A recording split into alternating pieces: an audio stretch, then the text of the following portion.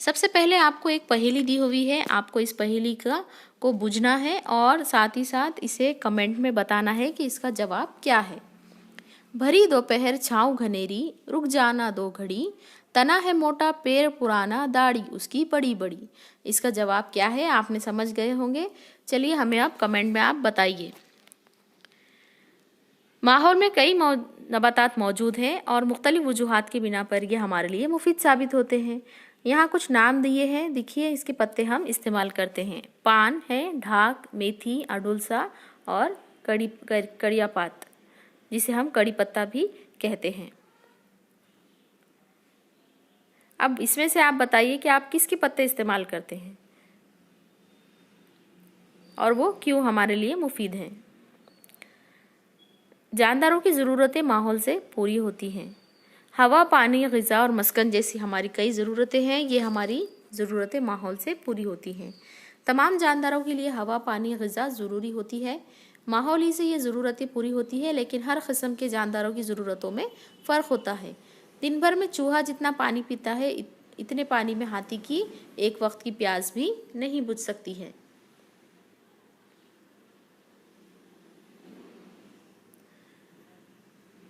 अब देखिए आपसे कुछ सवालात हैं। तितली फूलों पर मौजूद मीठे रस से अपनी भूख मिटाती है। क्या मेंढक ऐसा कर सकता है? बकरी दरख्तों के पत्ते खाती है। क्या शेर भी वही खाएगा? मछली पानी में सांस ले सकती है। क्या कबूतर ऐसा करेगा? पानकस पानी में नशुनमा पाता है। क्या इसी तरह लीमू और बैगन भी पानी में उग सकते हैं? इसके जवाबात आप सोचिए और बताइए कि ऐसा क्यों होता है। अब देखिए हमें एक तजुर्बा करना है। हींग के खाली 2 डब्बे लीजिए, इनको 1 नंबर और 2 नंबर दीजिए। इसमें इतनी मिट्टी डालिए कि वो पूरे पौन भर जाएं। बीज बोने के लिए पानी डालकर मिट्टी को कुछ गीला कर लीजिए। अब इसमें आपको अखवा निकली हुई मटकी के 2 बीज दोनों डब्बों में डालना है। डब्बा नंबर 1 को रोज़ाना सिर्फ 1-2 चमचे पानी देना है और डब्बा नंबर 2 को रोज़ाना 4-5 चमचे पानी दीजिए। ये अमल 6 दिन तक दोहराइए। इससे देखिए आपको क्या मालूम होगा। नंबर 1 डब्बे का पौधा अच्छी तरह से नशुरमा पा गया है, लेकिन नंबर 2 का डब्बे का पौधा सड़ने लगा है। अभी क्यों हुआ? क्योंकि देखिए जो आबी नबातात नहीं होती वो दलदली ज़मीन में नहीं रह सकती। ज़रूरत से ज़्यादा पानी मिलने पर वो सड़ जाती हैं। इसीलिए ये कहा जा सकता है कि हर किस्म की जानदार की ज़रूरतें जहाँ पूरी होती है वो वहीं पाए जाते हैं। अब इस तस्वीर में देखिए शेर नज़र आ रहा है आपको। शेर के जिस्म पर पट्टे होते हैं। शिकार के लिए शेर घास में छुपकर घात लगाता है।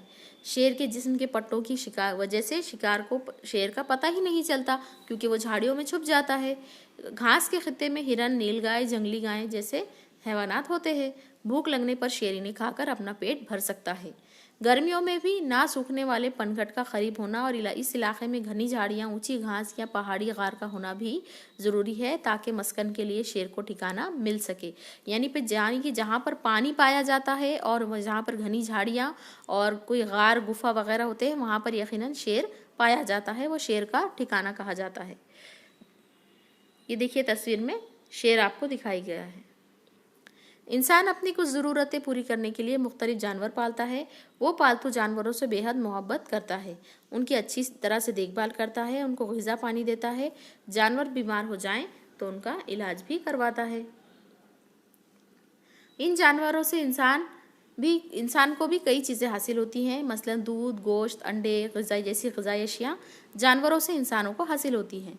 कुछ जानवर बोझ उठाने या बार बर्दारी और गाड़ियाँ खींचने के भी काम आते हैं। ज़राअत जैसे सख्त मेहनत के काम करने के लिए भी वो पालतू जानवरों से मदद लेता है। कुत्ता घर की रखवाली करता है। भेड़ इंसान को ऊन हासिल होता है। पालतू जानवर भी इंसान से मानूस हो जाते हैं। आपने देखा होगा कि गोबर भी इंसान के लिए कुछ फ़ायदेमंद साबित होता है। गाय भैंस के गोबर से उपले बनाए जाते हैं और उससे जो है इसे जलाने के लिए इस्तेमाल किया जाता है। देही इलाकों में ये ईंधन के तौर पर इस्तेमाल होता है, मगर उससे धुआं बहुत पैदा होता है। इसके इस्तेमाल से गाय और बैल के गोबर से गोबर गैस भी तैयार की जाती है, लेकिन उस गैस से धुआं पैदा नहीं होता, इसीलिए ये इसे भी ईंधन के तौर पर इस्तेमाल किया जाता है। इसके अलावा भेड़ बकरियों की जो मेंगनियाँ तैयार होती है उससे खाद तैयार करते हैं और ये खाद किसान इस्तेमाल करके अपने खेतों में उसे डालते हैं। ये देखिए तस्वीर में लोग जानवर के साथ आगे बढ़ रहे हैं, सफ़र का काफिला लेकर वो आगे जा रहे हैं। और सामान ढोने के लिए भी जानवरों का इस्तेमाल किया जा रहा है। जानवर हमारे दोस्त हैं, हमें उन्हें सताना नहीं चाहिए। ख़ास तौर पर कुत्ते बिल्लियों के साथ छोटे बच्चों का सुलूक बहुत बुरा होता है, वो उन्हें पत्थर मारते हैं, सताते हैं। तो इस तरीके से आप अमल ना करें, ये गैर इस्लामी है। इंसान को जिस तरह हैवानात की ज़रूरत होती है, इस तरह नबातात की भी ज़रूरत होती है। अनाज, सब्जियां, फल वगैरह इंसान को नबातात ही से हासिल होते हैं। इंसान को फूल भी बहुत पसंद होते हैं। मुख्तलिफ मौक़ों पर हम फूलों का इस्तेमाल करते हैं। हमें फूल भी नबातात से ही हासिल होते हैं। सूती कपड़ों के लिए दरकार कपास भी नबातात से ही मिलती है। इस तरीके से नबातात यानी दरख्त भी हमारे लिए बहुत ज़्यादा ज़रूरी हैं। हमारी ज़रूरतें पूरी करने वाले नबातात की हम बाज़ाब्ता तरीके से काश्त करते हैं, बीज बोते हैं। इस बात का ख्याल रखते हैं कि उन्हें ठीक तरह से पानी मिले, ज़रूरत के मुताबिक खाद मिले। कीड़ों से बचाने के लिए उन्हें कीड़मार दवा का छिड़काव भी करते हैं। नबातात भी हमें खूब फसल देती है और हमारी ज़रूरतें पूरी करती हैं। अब देखिए, माहौल के दूसरे जानदारों को भी ग़िज़ा माहौल ही से हासिल होती है। गिरगिट भूख लगने पर कीड़े खाता है। चंद किस्म के सांप चूहे और मेंढक खाते हैं। शेर हिरन खाता है। बकरियां और भेड़ें दरख्तों के पत्ते खाती हैं। गाय भैंस घास खाती हैं। यानी तमाम जानदारों को उनकी ग़िज़ा माहौल ही से हासिल होती है। अब नया लफ्ज़ देखिए यहाँ पर क्या दिया हुआ है, शजरी हैवानात। शजर का मायने है दरख्त। ज़िंदगी का ज़्यादा से ज़्यादा वक्त दरख्तों पर गुजरने वाले हैवानात को शजरी हैवानात कहा जाता है। जैसे कि गिलहरी हैं, बंदर हैं, जो कि आपको अक्सर दरख्तों पर ही नज़र आते हैं, वो शजरी हैवानात है। इनको कुछ फ़ायदे होते हैं। ऊंचाई पर रहने की वजह से इन्हें दुश्मनों से हिफाजत करना आसान होता है। इसके अलावा फल खाकर वो अपना पेट भरते हैं। उन्हें शजरी हैवान कहते हैं। जिन दरख्तों के सहारे वो जिंदा रहते हैं, इन दरख्तों को गैर महसूस तरीके से मदद भी करते हैं। शजरी हैवान इधर उधर जाते हैं। इनके फासिद मादों के ज़रिए फूलों के बीज माहौल में हर तरफ फैल जाते हैं, इसलिए नई जगह दरख्त उगते हैं। और बाज़ किस्म के परिंदे भी घोंसले बनाने के लिए इन दरख्तों का इस्तेमाल करते हैं।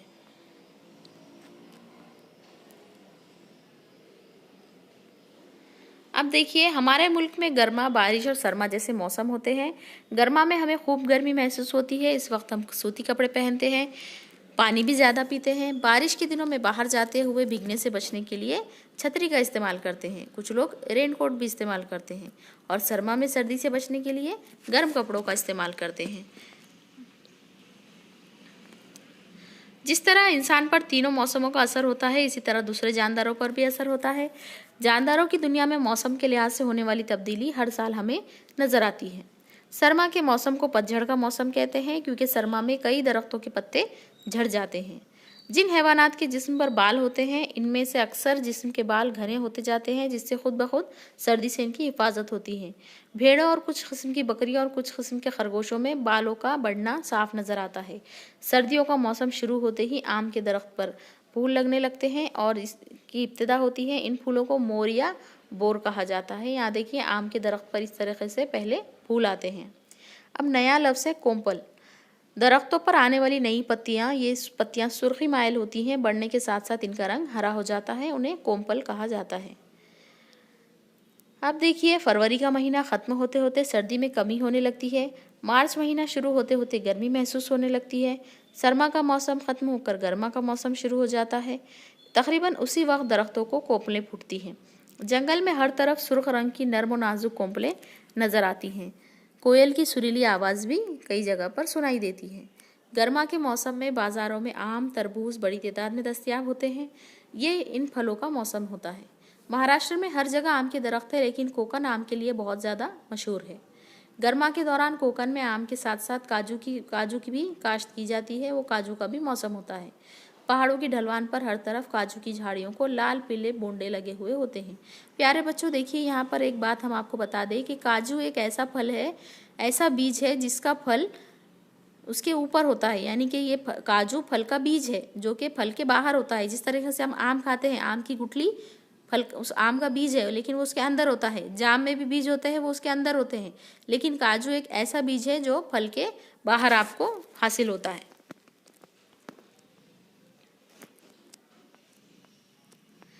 जून के महीने में आसमान पर हर तरफ काले बादल नजर आते हैं। बारिश का मौसम शुरू हो जाता है, तब तक बाज़ार में कटहल, करौंदे और जामुन मिलने लगते हैं। यानी कि यह बताने का ताल्लुक़ ये है कि हर मौसम के हिसाब से फल दस्तयाब होते हैं और फलों का कुछ हर एक मौसम होता है और उनकी मौसम की खुसूसियत की बुनियाद पर ही वो फल यहाँ पाए जाते हैं। बरसात और घास और बरसात के मौसम में उगने वाली दूसरी चंद नबातात के बीज हर तरफ बिखरे हुए होते हैं। बारिश होते ही इनमें अखवा निकलता है, घास और दूसरी चंद नबातात बढ़ने लगती है। अतराफ में हर तरफ सब्जा आंखों को ठंडक पहुंचाता है। कभी कभी शाम में 7 रंगों की खौसे खजा नजर आती है। खौसे खजा जिसे रेनबो भी कहा जाता है, इसमें 7 रंग होते हैं और अक्सर ये बारिश के दिनों में हमें नजर आती है। हर तरफ बारिश होते ही मेंढक नजर आते हैं, कभी कभी एक सुर में इनकी टर्टर सुनाई देती है। बरसात खत्म होते ही दोबारा सरमा का मौसम आ जाता है। ठंड बढ़ जाती है जिससे मेंढकों को तकलीफ होती है। वो ज़मीन के अंदर जाकर सो जाते हैं। उनकी नींद की मुद्दत 7 से 8 माह तक होती है, यानी एक मेंढक तकरीबन 7 से 8 महीने तक सो सकता है। अनाज के लिए हम खेती पर मुनहसर रहते हैं। बरसात, सरमा और गर्मा जैसे मौसमों में खेती के मखसूस काम किए जाते हैं। चलिए अब सबक में हम देखेंगे कि हमने क्या सीखा। हमारी और दूसरे जानदारों की ज़रूरतें माहौल से ही पूरी होती हैं। हर किस्म के जानदारों की ज़रूरतें मुख्तलिफ होती हैं। बंदर और गिलहरी शजरी हैवानात हैं। इनको दरख्तों की वजह से सहारा और ग़िज़ा मिलती है। उनके फासिद मादों के ज़रिए उसके दरख्त के बीज हर तरफ फैल जाते हैं, जिसकी वजह से नई जगह पर दरख्त उगते हैं। बाज़ किस्म के परिंदे भी घोंसले बनाने के लिए दरख्तों का इस्तेमाल करते हैं। हर किस्म के जानदारों की ज़रूरतें जहाँ पूरी होती हैं वो वहीं पाए जाते हैं। शेर की ज़रूरतें घास के इलाके में पूरी होती है, इसलिए शेर घास के इलाके में पाया जाता है। जो नबातात आबी नबातात नहीं होती वो दलदली इलाकों में नशोनुमा नहीं पाती। मौसम की तब्दीली का असर जानदारों के ऊपर होता है। सरमा में दरख्तों के पत्ते गिरते हैं और जिन जानदारों के जिस्म पर बाल होते हैं वो और घने हो जाते हैं। गर्मा की इब्तिदा में दरख्तों की कोंपलें निकलती हैं। बरसात में हर तरफ हरियाली नज़र आती है, मेंढक दिखाई देते हैं। किसान बहुत मेहनत से अनाज उगाते हैं। इस तरीके से ये सबक नंबर 2 हमारा मुकम्मल हुआ।